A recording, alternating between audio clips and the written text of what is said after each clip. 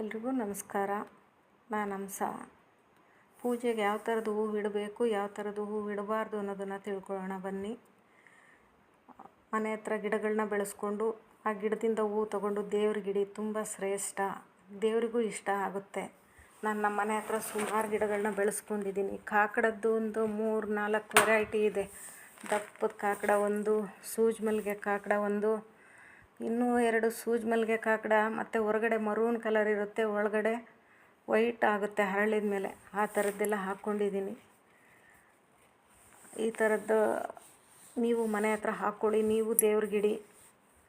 ತೊಗೊಂಡು ಬಂದಿರೋ ಹೂವು ಅದು ಬೇರೆ ಕಡೆಯಿಂದ ತರಿಸ್ತಾರೆ. ಈ ಟ್ರೈನ್ಗಳಲ್ಲಿ, ಬಸ್ಗಳಲ್ಲಿ, ಟಾಯ್ಲೆಟ್ ಹತ್ರ, ಕಾಲು ಕೈಯಾಗೆಲ್ಲ ಹಾಕಿರ್ತಾರೆ. ಅದು ದೇವ್ರಿಗೆ ಇಡಬಾರ್ದು. ಏನಾದರೂ ಫಂಕ್ಷನ್ಗಳಿದ್ದಾಗ ಅದು ಅನಿವಾರ್ಯ ನಿಜ. ಆದರೆ ದಿನನಿತ್ಯದ ಪೂಜೆಗೆ ಹೂವುಗಳನ್ನ ಇಡಬೇಡಿ. 1 ಅಡಿ ಜಾಗ ಇದ್ದರೆ ಸಾಕು. ನಿಮ್ಮ ಮನೆ ಹತ್ರ ಹಾಕ್ಕೊಂಡು ಬೆಳೆಸ್ಕೊಂಡು ನೋಡಿ. ನಮ್ಮ ಕಾಕಡ ಇಲ್ಲಿ ನೋಡಿ, ಇದು ಮರೂನ್ ಕಲರ್ದು ಬಿಟ್ಟಿದೆ. ತುಂಬ ಹೂವು ಬಿಡುತ್ತೆ. ಮನೆ ಹತ್ರ ಬೆಳೆಸ್ಕೊಂಡು ಪೂಜೆಗಿಡಿ. ತುಂಬ ಶ್ರೇಷ್ಠ ಅದು ಮನೆ ಹತ್ರ ಬೆಳೆಸ್ಕೊಂಡಿಡೋದು.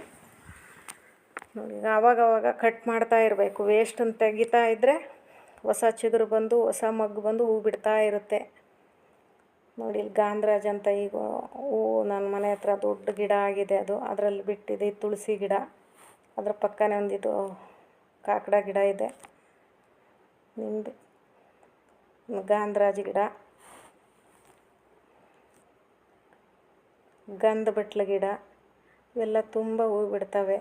ಒಂದು ಡಬ್ಬದಲ್ಲಿ ಒಂದು ನಿಂಬೆ ಗಿಡ ಹಾಕ್ಕೊಂಡಿದ್ದೀನಿ. ಬೀಜನೇ ಹಾಕಿದ್ದು.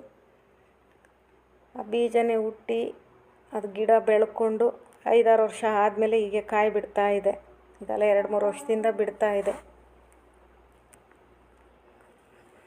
ನೀವು ಮನೆ ಹತ್ರ ಗಿಡಗಳನ್ನ ಬೆಳೆಸ್ಕೊಂಡು ನೋಡಿ. ದಪ್ಪ ಆಗಿರೋದಕ್ಕೆಲ್ಲ ಔಟ್ಸೈಡ್ ಇಟ್ಟಿದ್ದೀನಿ. ಕಿತ್ಕೊಂಡು ಹೋಗ್ತಾರೆ ಜನ.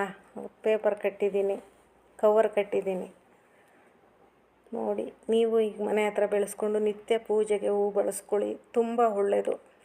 ಭಗವಂತನಿಗೆ ಈ ಥರ ನಾವು ಗಿಡದಲ್ಲಿಂದ ಡೈರೆಕ್ಟಾಗಿ ಹೂವು ತೊಗೊಂಡು ದೇವ್ರಿಗಿಟ್ಟರೆ ತುಂಬ ತುಂಬ ಒಳ್ಳೆಯದು. ಹೀಗಿಡಿ. ನೋಡಿ ಎಷ್ಟು ಬಿಟ್ಟಿದೆ ನೋಡಿ ಮೊಗ್ಗು ಎಲ್ಲ. ಸಬ್ಸ್ಕ್ರೈಬ್ ಆಗಿ, ಶೇರ್ ಮಾಡಿ, ಲೈಕ್ ಮಾಡಿ, ಕಮೆಂಟ್ ಮಾಡಿ. ನೀವು ಈ ಥರ ಮನೆ ಹತ್ರ ಬಿಡೋ ಹೂವುಗಳನ್ನ ತೊಗೊಂಡು ದೇವ್ರಿಗಿಡಿ ಫ್ರೆಂಡ್ಸ್. Thank you.